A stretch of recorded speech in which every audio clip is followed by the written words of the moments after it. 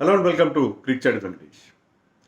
మన India team ఏంటి వరుసగా 2 మ్యాచ్లు ఓడిపోయింది. ఆఫ్ఘనిస్తాన్తో ఓడిపోయారు, ఇవాళ శ్రీలంకతో ఓడిపోయారు. మనమే చాలా గొప్పలు చెప్పుకున్నాం కదా. ఇండియా 4 టీములు చేయొచ్చు, 4 టీములు కూడా ప్రపంచంలో ఏ టీంనైనా ఓడించేస్తాయి అన్నట్టుగా మనం చెప్పుకున్నాం కదా. మరేంటి ఆఫ్ఘనిస్తాన్ లాంటి చేతిలో ఓడిపోతున్నారు, శ్రీలంక లాంటి ఇటీవల కాలంలో పెద్దగా పర్ఫామ్ చేయని టీం చేతిలో ఓడిపోతున్నారు. అయితే ఇక్కడ గెలుపు ఓటమి సమస్య కాదు. ఇది క్రికెట్లో కానీ ఏ గేమ్లో అయినా మామూలే, జయాపజయాలు అనేవి జరుగుతూనే ఉంటాయి.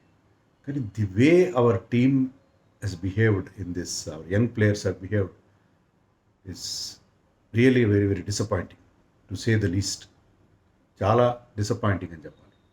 ముఖ్యంగా కెప్టెన్ తిలక్ వర్మ, అలాగే 15 ఏళ్ల కుర్రాడు సూర్యవంశి గురించి ఇలా మాట్లాడాల్సి రావడం బాగా అనిపించట్లేదు, కానీ మాట్లాడాలి, తప్పదు కదా. ఎందుకంటే అతను చాలా నేర్చుకోవాలి, చాలా అంటే చాలా నేర్చుకోవాలి. ఆట విషయంలో కాదు, ఈజ్ గేమ్ ఈజ్ వండర్ఫుల్, అతను ఈజ్ జనరేషనల్ టాలెంట్. కానీ బిహేవియర్ విషయంలో జాగ్రత్తగా ఉండాలి, చాలా జాగ్రత్తగా. ఎందుకంటే అతని మీద ప్రపంచంలో మొత్తం అంత ఫోకస్ ఉంది, చాలా స్ట్రెస్ ఉంటుంది అతని పైన. దాన్ని తట్టుకొని నిలబడాలంటే అతను చాలా బ్యాలెన్స్ మెయింటైన్ చేయాలి. ఇది పెద్ద లెసన్ ఈరోజు జరిగినది. అన్ఫార్చునేట్ ఇన్సిడెంట్, బట్ పెద్ద లెసన్. అసలు ఏం జరిగింది యాక్చువల్గా, మనం ఒకసారి మ్యాచ్ గురించి మాట్లాడడం. మ్యాచ్ వివరాల్లోకి వెళ్ళట్లేదు. ఇండియా ఏ వర్సెస్ శ్రీలంక ఏ ట్రై సిరీస్లో మ్యాచ్ ఇది. లాస్ట్ ఓవర్కి వచ్చేసరికి వాళ్ళు 3 వికెట్లు చేతిలో ఉన్నాయి, తక్కువ రన్సే కొట్టాలి, కానీ టై అయింది మ్యాచ్ టై అయింది. అట్ నార్మల్ టైం 50-50 ఓవర్స్ అయ్యేసరికి టై అయింది మ్యాచ్. సూపర్ ఓవర్కి వెళ్ళాలి, కానీ లైట్ సరిగ్గా లేదు. సో లైట్ సరిగ్గా లేకపోతే అంపైర్స్ డౌట్లో ఉన్నారు. తిలక్ వర్మ సూపర్ ఓవర్ కావాలంటాడు, వదిలేస్తే పోయేది. ఎందుకో దానికోసం పెద్దగా ఆర్గ్యుమెంట్ చేసి చాలా కథగోళం. సూపర్ ఓవర్ అంటే మన వాళ్ళు సెకండ్ బ్యాటింగ్ చేయాలి. సో ఎందుకంటే ఎవరైతే లాస్ట్ బ్యాటింగ్ చేస్తారో వాళ్ళు ఫస్ట్ బ్యాటింగ్ చేస్తారు రెగ్యులర్ మ్యాచ్లో. తర్వాత మన ఇంకా లైట్ ఇంకా వర్స్ అనే పరిస్థితి ఉంది. దానివల్ల 5 నిమిషాల్లో స్టార్ట్ అవ్వాల్సిన సూపర్ ఓవర్ 15 నిమిషాల్లో స్టార్ట్ అయ్యింది, లేట్ అయింది. దానివల్ల ఇండియాకి నష్టం జరిగింది. సూపర్ ఓవర్ అయ్యే టైంకి లైట్ సరిగ్గా లేదు. ఓకే, అదొక సమస్య. తర్వాత సూపర్ ఓవర్లో వాళ్ళు వేసినప్పుడు 16 రన్స్ వచ్చినాయి. మా లాస్ట్ బాల్ అది హైట్ నో బాల్ అని చెప్పి, అర్షద్ ఖాన్ వేసిన హైట్ నో బాల్ అని చెప్పి అంపైర్స్ రిఫర్ చేస్తున్నా, కానీ మన వాళ్ళు బయటకు వెళ్ళిపోయారు టీం. అదే ఎలా వెళ్ళిపోతారు? కోచ్ ఏం చేస్తున్నాడు అక్కడ, సునీల్ జోషి ఉన్నాడు, అలా ఎలా వెళ్ళిపోతారు? అంపైర్స్ ప్లే అయిపోయినట్టు చెప్పాలి కదా, అలా చెప్పకుండా వెళ్ళిపోయారు మన వాళ్ళు. అదేంటి మేము వెళ్ళిపోయిన తర్వాత మళ్ళీ వెనక ఎందుకు వస్తుంది? నో బాల్ అది. సో నో బాల్ కరెక్టా లేదా అనేది మనం పక్కన పెడదాం. నో బాల్ కరెక్ట్, ఐపీఎల్లో ఉన్నట్టుగా మనకి ఆ హైట్లో అన్నీ చేసే అక్కడ లేవు కదా. But waist high no ball అని డిసైడ్ అయ్యారు. అది దాన్ని మనం క్వశ్చన్ చేయట్లేదు. మన వాళ్ళు బిహేవియర్ని క్వశ్చన్, మళ్ళీ మేము వెనక్కి రాము, మళ్ళీ దానివల్ల ఇంకా టైంలో లేట్ అయింది. తిలక్ వర్మ మాత్రం సరిగ్గా బిహేవ్ చేయలేదు. ఇలా ఆర్గ్యుమెంటేట్ అవసరం లేదు. This is not a final or anything. మీకు గెలవండి ఓడిపోండి, ఇలాంటి చిన్న చిన్న ఇష్యూస్కి అనవసరంగా అంత ఆర్గ్యుమెంట్ చేయడం అనేది కరెక్ట్ కాదు. అదొకటి. తర్వాత మన వాళ్ళు ఏంటో వీళ్ళ పద్ధతి నాకు అర్థం కాదు. వైభవ్ సూర్యవంశిని పంపించారు, right man to send. 16 runs కొట్టాలంటే వైభవ్ 2-3 సిక్స్లు కొట్టి క్లోజ్ చేయగలరు. కానీ అతను తీసుకోలేదు స్ట్రైక్. సూర్యవంశి షెట్కే తీసుకున్నాడు ఫస్ట్ స్ట్రైక్. 3 బాల్స్ తర్వాత కానీ వైభవ్కి బ్యాటింగ్ రాలేదు. ఇదేం లెక్క నాకు అర్థం కాదు. మీకు 16 రన్స్ కావాలి, your best batter should take the strike. కానీ అతనికి షెట్గే నో డౌట్ రన్స్ కొట్టాడు, ఫామ్లో ఉన్నాడు, కానీ అది కాదు కదా. Suryavanshi can clear the boundary, మనకు అతనికి ఎబిలిటీ తెలుసు. అతన్ని పంపకుండా సరే ఆ మ్యాచ్ ఓడిపోయారు మన వాళ్ళు ఆ చేయాల్సిన రన్స్ చేయలేదు. అయిపోయి షేక్ హ్యాండ్ నుంచి వెళ్ళిపోతున్న టైంలో బౌలర్ అనుకుంటా ఏదో ఒక మాట అన్నాడు సూర్యవంశి. 15 ఏళ్ల కుర్రాడిని స్లెడ్జింగ్ చేయడం ఏంటి నాకు అర్థం కాదు. 15 ఏళ్ల కుర్రాడి మీద మీకేంటా? నువ్వు మ్యాచ్ గెలిచిన వాడు. సో అది వాళ్ళ తప్పు. ఓకే, అతను అనడం, అతను ప్రొవోక్ చేయడం తప్పు.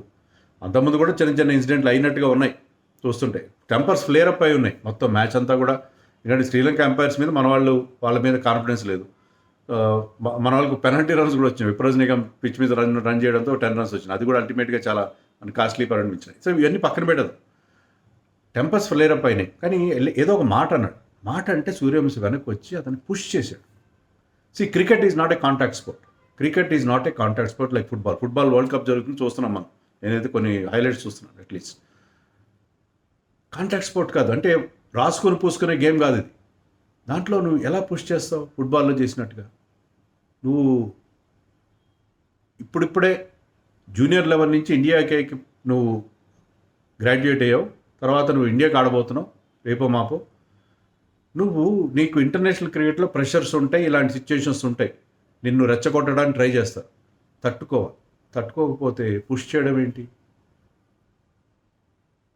పుష్ చేశాడు, ఫిజికల్గా పుష్. అప్పుడు ఆ శ్రీలంక వికెట్ కీపర్ వచ్చి అతను వెనక్కి నెట్టాడు.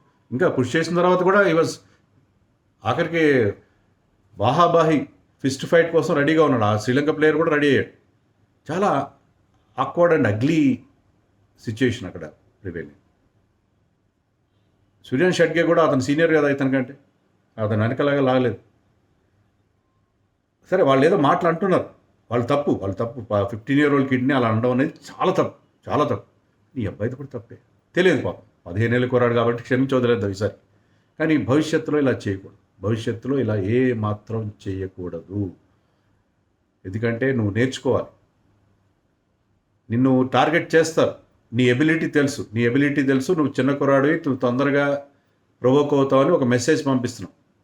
ఆల్రెడీ అండర్-19 ఆడినప్పుడు కూడా 1-2 ఇన్సిడెంట్లు అయినాయి ఇతనితో.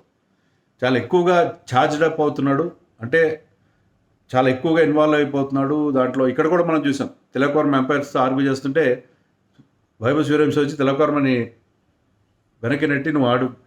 అరే, you're the youngster, you're baby of the team. నువ్వు ఇలాంటి విషయాల్లో నువ్వు లిమిట్స్లో నువ్వు ఉండాలి. నీ ఎబిలిటీని నువ్వు కాపాడుకోవాలి, జాగ్రత్తగా కాపాడుకోవాలి.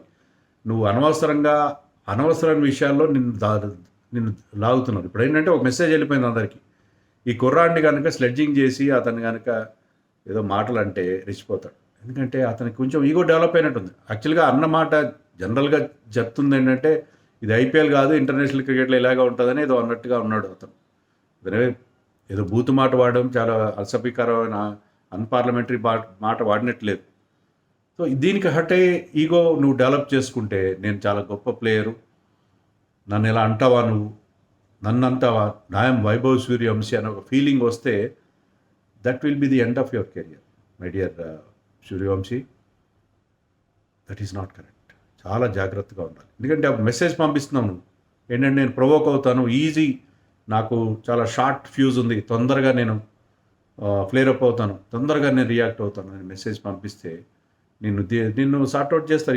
ఇదే రకంగా అందరూ ఎందుకంటే నీ ఎబిలిటీ వాళ్ళకి తెలుసు, నువ్వు గొప్ప బౌలర్ని చెదగొడతావని తెలుసు. కానీ నువ్వు ఇలా అనవసరంగా టెంపర్ లూజ్ అవుతావు అని ఒక మెసేజ్ వెళ్ళిందంటే అది నీకు చాలా ప్రమాదం. ఇది బిహేవియర్ నాట్ కరెక్ట్. అతనికి అంటే అతను గైడ్ చేయాలి, మెంటర్ చేయాలి. ఇలాంటి బిహేవియర్ చేయకుండా ఫిజికల్గా చేయడం అనేది చాలా తప్పు. ఫిజికల్గా వెళ్ళడం అనేది చాలా ఎంత what ever might be the provocation. So ఖచ్చితంగా అతనికి మరి నన్ను అడిగితే the BCCI should appoint Rahul Dravid as his mentor. అతనితో పాటు వాళ్ళ పేరెంట్స్ పంపిస్తున్నారు టూర్లకి, పేరెంట్స్తో పాటు రాహుల్ ద్రావిడ్ని పంపించాలి. రాహుల్ ద్రావిడ్ ఆ వివిఎస్ లక్ష్మణ్ లాంటి వాళ్ళని పంపించి అతన్ని ప్రాపర్గా మనం ఇనిషియేట్ చేయాలి. నేను అందుకే చెప్పాను కదా, మొదటి చెప్పాను, సూర్యవంశీని తొందరగా మీరు ఇంటర్నేషనల్ క్రికెట్లో తీసుకురావద్దు, ఇలాంటివి జరుగుతాయని చెప్పి స్లో అండ్ స్టడీగా అతన్ని ఇనిషియేట్ చేస్తుంటే బాగుంటుందని నాకు అనిపించింది. But they should have a mentor, lifestyle coach or mentor for him. Parents కాదు, పేరెంట్స్ ఉంటే అతనికి కంఫర్ట్ ఉంటుంది, హోమ్లీ కంఫర్ట్ ఉంటుంది. ప్లస్ ఒక మెంటార్ని పెట్టి అతన్ని ఇలాంటి అగ్లీ ఇన్సిడెంట్స్లో లేకుండా చూసుకోవాలి. చాలా అవసరం. మరి ఈ హోల్ ఎపిసోడ్ గురించి ఇది నా అభిప్రాయం. మరి మీరేమనుకుంటున్నారో కామెంట్స్లో చెప్పండి.